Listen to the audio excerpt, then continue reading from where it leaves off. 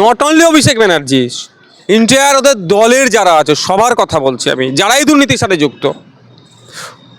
কালীঘাট তো একটা মাথা, কিন্তু যারা সাঙ্গপাঙ্গ আছে গুলোকেই বাইরে রাখা যাবে না। যে শাসক তৃণমূল, বিরোধী বিজেপি, সিপিএমকে দুই দলে কিছু মনে করে না। আপনি আবার কবে হ্যারাসমেন্টের মুখে পড়ছেন, কবে গ্রেপ্তার হচ্ছেন? দেখুন, প্রতিনিয়ত হচ্ছি তো, আমি ফিজিক্যালি হচ্ছি না হয়তো দেখতে পাচ্ছে না, মেন্টালি তো আমাদের করা হচ্ছে। আমাদের কর্মী সমর্থকদেরকে মিথ্যা মামলা দিয়ে অ্যারেস্ট করছে। কে বাড়ির বাঁশ বাগানে গিয়ে বাঁশ কাটতে গিয়েছিল, সে বাঁশ কাটতে গিয়ে কঞ্চিটা চোখে না কপালে লিখেছে, এসে থানায় এসে আমাদের ছেলেদের নামে ঠুকে দিয়েছে। আর সে থানা ভেরিফাই না করে আমাদের ছেলেদের নামে 307 মামলা দিয়ে দিচ্ছে। প্রতিনিয়ত হ্যারাসমেন্ট হতে হচ্ছে। এখন সিপিএম কংগ্রেসের কোন অবস্থায় আছে বিতর্কে যাব না। রাজ্যে তৃণমূল কংগ্রেস এটা ভালো করে বুঝে নিয়েছে, আইএসএফ মানুষের জন্য ন্যায়ের পক্ষে অন্যায়ের বিরুদ্ধে যে লড়াই করছে, আগামী দিনে আইএসএফের সাথে মানুষ অনেক জুড়বে। ফলে তারা চলে কোনো জায়গায় গুন্ডামস্তান দিয়ে আইএসএফের আক্রমণ চালাচ্ছে, তো কোনো জায়গায় পুলিশকে দিয়ে মিথ্যা মামলা দিয়ে আমাদেরকে ডিস্টার্ব করার চেষ্টা করছে। যেমন ঢোলাহাটে দেখুন না, যে ছেলেটাকে তুলে নিয়েছে পুলিশ পিটিয়ে এক প্রকার মেরে দিয়েছে, সে না আইএসএফের একটা সক্রিয় কর্মী ছিল। সেখানে তৃণমূলের দুটো ওই অঞ্চলের লিডার ওখানে যুক্ত আছে, তাদের যোগসাযোগে এইগুলো হয়েছে। তো এই ধরনের অত্যাচার প্রতিনিয়ত হচ্ছে, প্রতিনিয়ত এই ধরনের হচ্ছে। তো ওখানকার অঞ্চলের অঞ্চল সভাপতি, প্রধান, উপপ্রধান, এই বিষয়গুলো তো অনেকটাই জানে তারা। পুলিশের সঙ্গে তৃণমূলও যুক্ত? একদম একদম, আমি তো বলছি যে পুলিশের সঙ্গে তৃণমূল যুক্ত ছিল। পুলিশের সাথে পুলিশকে তৃণমূল সাথে নিয়ে এই অন্যায়গুলো করছে সারা রাজ্যে। ঢোলাহাটে পুলিশের সাথে তৃণমূলের যোগসাজক আছে। তৃণমূল আমাদের নেতৃত্বদেরকে চিহ্নিত করে দিচ্ছে, আমাদের ছেলেদেরকে চিহ্নিত করে দিচ্ছে, আর পুলিশ ওগুলোর বিরুদ্ধে এই ধরনের অন্যায় কাজ করছে। আপনি আবার কবে বাড়িতে খাবেন, আবার কখন আপনার বাড়িতে ওই ইট পাথর ছোড়া হবে, আপনি সেই অপেক্ষায় রয়েছে? হ্যাঁ, আমি প্রতিনিয়ত আমি এখন ঘর থেকে বার হই, অ্যারেস্ট হব এই মানসিক প্রস্তুতি আমার থাকে। কারণ এই সরকার চলছে, এটা সার্কাস চলছে, এটা একটা সার্কাস চলছে। আপনি দেখুন সারা রাজ্যের অবস্থা।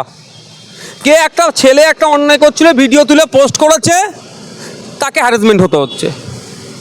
কে অন্যায় করেছে, কোন লিডার তৃণমূলের, তার বিরুদ্ধে 2 কলম লিখেছে ফেসবুকে, সেই রাত্রে পুলিশ চলে যাচ্ছে। এটা সরকার চলছে, বাক স্বাধীনতা নেই আমাদের। আমরা যদি অন্যায়ভাবে কিছু করি, তার জন্য প্রশাসনকে কাজে লাগাক না কেন? দুর্ভাগ্যের বিষয়, প্রথম কথা তো প্রশাসনের সেই স্ট্রেংথ নাই, শেষ হয়ে গিয়েছে। শূন্য পদে দ্রুত নিয়োগের দাবি যেমন তুলছি, সাথে সাথে প্রশাসনকে নিরপেক্ষতার সাথে কাজে লাগানো হোক। প্রশাসনকে কোনো জায়গায় তোলার কাজে লাগাচ্ছে কিছু নেতারা, আর ম্যাক্সিমাম জায়গাতে প্রশাসনকে বিরোধী কণ্ঠ রোধ করার কাজে লাগাচ্ছে। কিন্তু প্রশাসনের যেটা দায়িত্ব, সেই পালন করার জন্য যদি প্রশাসনকে কাজে লাগাই, আমি বলতে পারি ওভারনাইট পশ্চিমবাংলাতে অর্ধেক ক্রাইম খতম হয়ে যাবে, শেষ হয়ে যাবে। কিন্তু দুর্ভাগ্যের বিষয়, তো গ্রেপ্তার হতে হবে, মার খেতে হবে, এগুলো স্বাভাবিক ব্যাপার। মমতা বন্দ্যোপাধ্যায়ের সঙ্গে নবান্নে দেখা করতে যাবেন না, আবার বসে খাবেন না? দেখুন, আমি ছুটে গিয়েছিলাম ভাঙড়বাসীর জন্য, যে ভাঙড়ে যে হিংসা, যে অন্যায় হচ্ছে, সেটাকে বন্ধ করার জন্য ছুটে গিয়েছিলাম। আমি নবান্নে গিয়ে চা ফিশ ফ্রাই খাওয়ার জন্য নবান্নে ছুটে যাইনি, আর চা ফিশ ফ্রাই খাওয়ার জন্য নবান্নে ছুটে যাবো না। তো উন্নয়নের নিচে একটু বৃষ্টি হতে দেন না, উন্নয়নের জোয়ার আপনার পায়ের নিচে হাঁটুতে বইতে শুরু করবে, লাভ কি আছে এতে? যে অভিযোগ আছে, রাজ্যের ক্যাবিনেটের যারা আছেন অর্ধাংশ জেলের মধ্যে থাকার কথা। আমি শুধু অভিষেক ব্যানার্জি বলছি না, যারা অন্যায় করেছে, যারা এই চাকরি চুরি করেছে, মেধা চুরি করেছে, যারা রেশন চুরি করেছে, যারা গরু পাচার করেছে, দেশের যেটা আইন বহির্ভূত কাজ, যারা কয়লা চুরি করেছে, যারা বালি চুরি করেছে, যারা বাচ্চাদের মিড ডে মিল থেকে কাটিং করেছে, সব কটা জেলে থাকুক। Not only Abhishek Banerjee, entire ওদের দলের যারা আছে সবার কথা বলছি আমি, যারাই দুর্নীতির সাথে যুক্ত।